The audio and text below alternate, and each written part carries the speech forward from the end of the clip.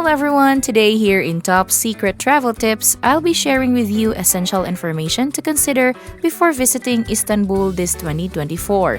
I'll cover updates such as revised taxi fares, public transportation costs, visa requirements, as well as the new admission fees for Hagia Sophia and other key attractions in Istanbul.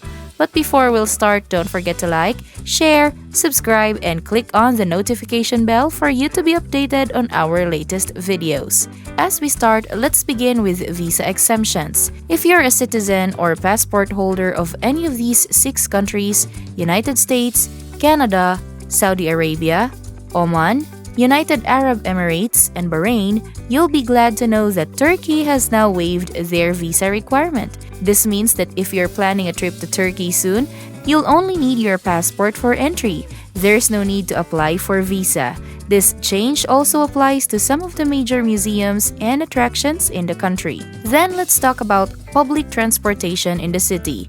As of January 2024, there has been an increase in fares. Instead of paying 15 Turkish liras or $0.48 per person, the new fare is now 18 Turkish liras or $0.57 per person for using buses, the metro, trams, and most ferry lines. Additionally, the Marmaray, a train that passes under the Bosphorus and connects the 2 continents, now costs 39.10 Turkish liras per person. This next piece of information is crucial for you, particularly if you plan to travel around Istanbul using taxis.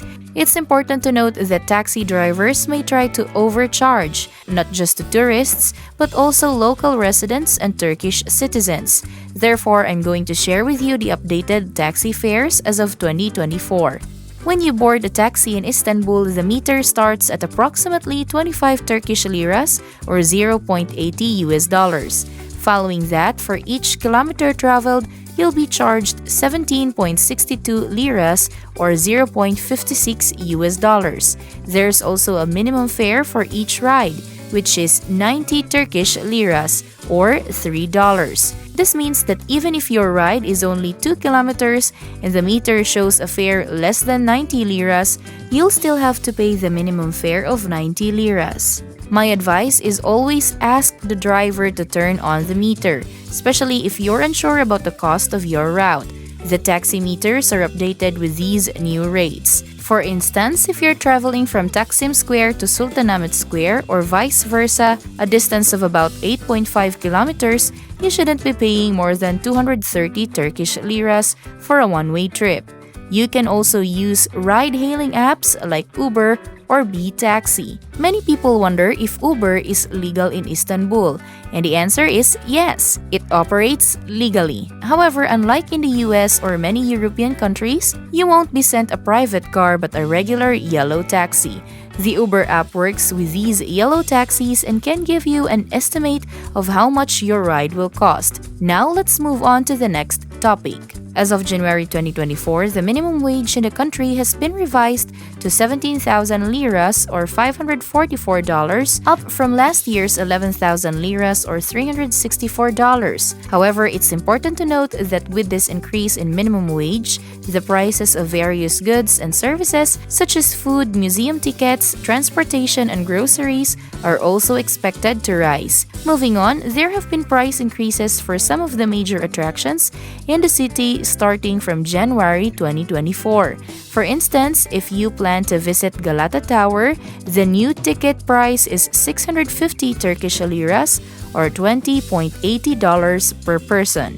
The entrance fee for Dolmabahce Palace is now 150 Turkish liras or $4.80.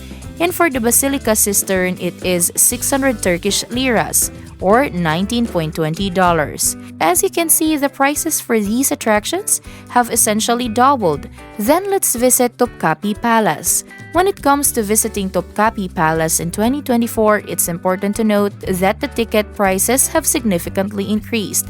Now you'll have to pay 1,500 Turkish liras, which is approximately $48 per person. The only difference from last year to this time is that you cannot choose the tickets of the areas you want to visit. With the new pricing structure, the ticket grants access to the entire palace, including the harem and Aya Irene. On the positive side, if you have the Museum Pass Turkey or the Museum Pass Istanbul, Topkapi Palace is already included in the card, so you won't have to pay separately. Personally, I find the $48 per person fee for visiting the palace quite high. I don't recall paying that much even for palaces or museums in Europe, where prices tend to be lower. I would love to hear from you in the comments below if you have encountered similar price for museums or palaces in other cities you have visited. Now let's move on to the next topic. One of the important changes in Istanbul in 2024 is the introduction of an entrance fee to visit Hagia Sophia. If you want to visit Hagia Sophia, you will need to pay a fee of $27 per person. However, children under 8 years old can enter for free. It's important to note that the dress code for visiting Hagia Sophia remains the same as when it was a museum.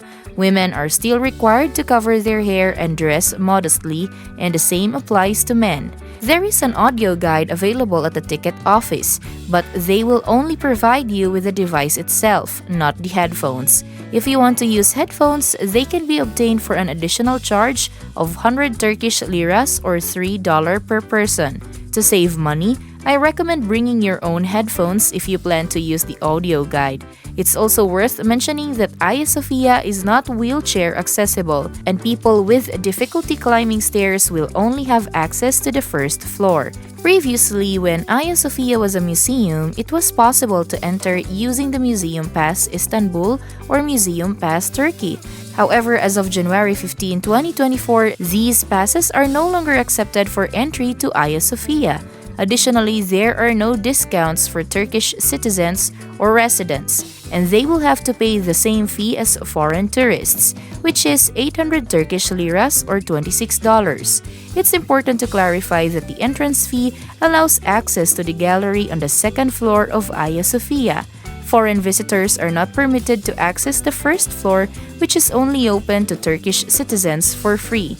Unfortunately, it is not possible to visit every corner of the building as there are restrictions on which areas can be accessed. One interesting aspect you might come across in the city is the presence of luxury cars, particularly in popular areas like Sultanahmet Square and Taksim Square. These cars are actually part of the police force. You might wonder if Istanbul has a lot of money or if the government has invested heavily in acquiring these vehicles. However, the reality is different. These cars were seized during operations targeting individuals involved in activities such as money laundering and organized crime.